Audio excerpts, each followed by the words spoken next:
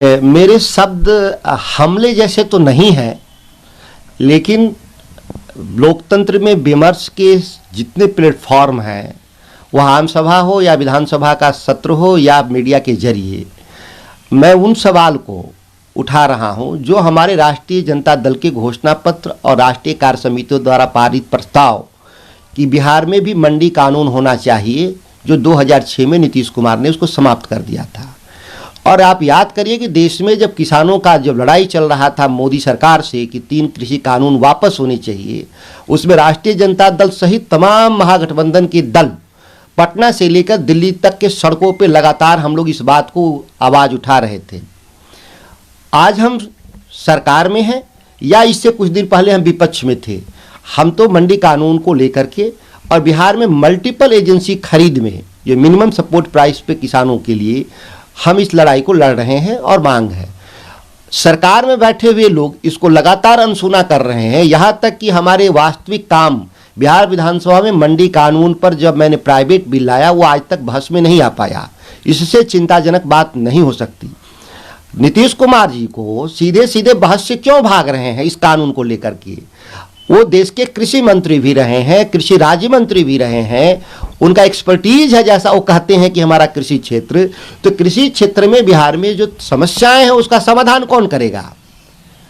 अगर बहस में मैं मंडी कानून की जिसकी मांग कर रहा हूं उस बहस में वो कह दें कि इसकी जरूरत नहीं है, लेकिन ये बहस के जरिए बात होनी चाहिए। लेकिन मौन साधने का जो षड्यंत्र जो रच रहे हैं मुख्यमंत्री जी, इस बिहार की जनता जवाब चाहती है। 17 साल की बात आपने की, 17 साल में जरा बताएं क्या विकास हुआ है? 17 सालों के विकास के मॉडल को मैं देखूं, जिसमें पहला जो कृषि रोड मैप, बाकी चीज़ों को मैं छोड़ दूं, लंबा बहस का विषय है। कृषि रोड मैप 1, 2, 3 जिसमें 3,10,000 करोड़ रुपए बिहार की सरकार ने खर्च करने का दावा करती है, और उसने दावा खर्च करने से पहले, पैसे को खर्च करने से पहले लोगों से कहा था कि बिहार में हम अनाज का उत्पादन 2 गुना कर देंगे, किसानों की आय 2 गुना कर देंगे। लेकिन 2022 जब समाप्त हुआ और जब मैं कृषि मंत्री था तो मैंने रिपोर्ट मांगा कि मेरे उत्पादन में कितनी बढ़ोतरी हुई है। पता चला कि उत्पादन 1 लाख टन घटा है। बात हुई थी कि 2 गुना होगा, 2 गुना तो छोड़ दीजिए, 1.5 गुना भी नहीं हुआ, सवाई भी नहीं हुआ, 1 लाख टन कम प्रोडक्शन हुआ इतिहास में। और फिर भी लोग कह रहे हैं कि शाबाशी चाहिए। हमारी विधायिका और विधायिका कार्य और कार्यपालिका के लोग अगर इस तरह से संतुष्ट हैं तो फिर बिहार की जनता नहीं संतुष्ट होगी, विश्वास करिए। और आप लगातार देख रहे हैं चौसा से लेकर सासाराम से लेकर सहरसा तक किसान आंदोलन हर जगह शुरू है और सरकार की नाकामियों को उजागर कर रहे हैं किसान बिहार के। अक्सर जाते हैं, बगल में ही चौसा है, किसानों से मिलना मुनासिब नहीं समझा उन्होंने।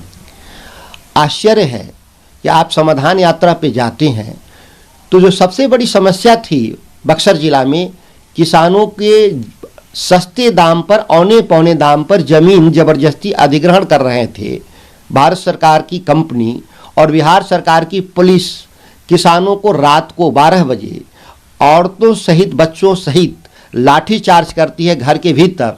दुर्भाग्य से उन्होंने वीडियो बना लिया मोबाइल में, वो बातें बाहर तक चली गईं, नहीं तो ये कल उनको नक्सली साबित कर देते बिहार पुलिस के लोग कि हम नक्सली वो थे। लेकिन वो वीडियो बाहर आ गया, इसके बाद भी उस पर बयान नहीं देना मुख्यमंत्री का, उसकी चर्चा नहीं करना, उसकी चिंता नहीं करना, किस बात की लोकशाही?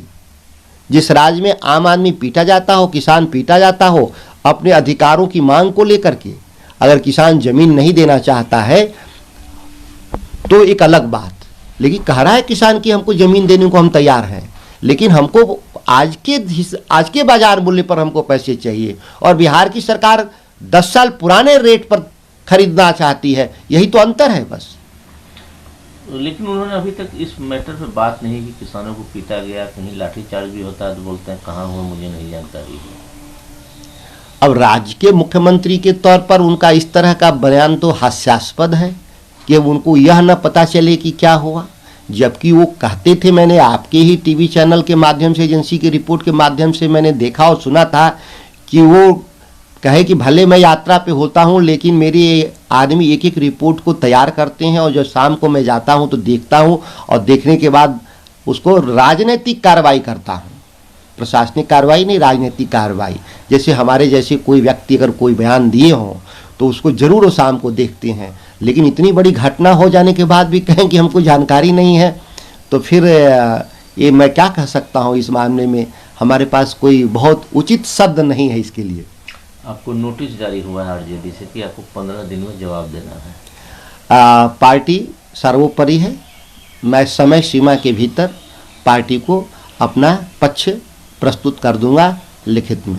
कहीं से क्या आपको लगता है कि कहीं से ये इशारा किया गया है कि इनको नोटिस जारी कीजिए? सभी को पता है कि महागठबंधन के सहयोगी दल जनता दल यू के दर्जनों प्रवक्ताओं के द्वारा मेरे से इस्तीफा मांगा गया है, निकालने की बात कही गई है। दबाव है कि नहीं पार्टी पर मैं नहीं जानता, लेकिन यह पब्लिक डोमेन में है कि जनता दल यू के दर्जनों प्रवक्ताओं ने मुझे पार्टी से निष्कासन की मांग की थी और मुझे नोटिस मिला है। मैं सही समय पर समयबद्ध तरीके से अपना पार्टी के सामने पक्ष प्रस्तुत करूंगा। क्या आपको लगता है कि जो नोटिस है ये प्रेशर में है? मैं यह नहीं कह सकता कि पार्टी मेरी दबाव में कहीं है, लेकिन पब्लिक डोमेन में है कि मांग तो की ही गई थी।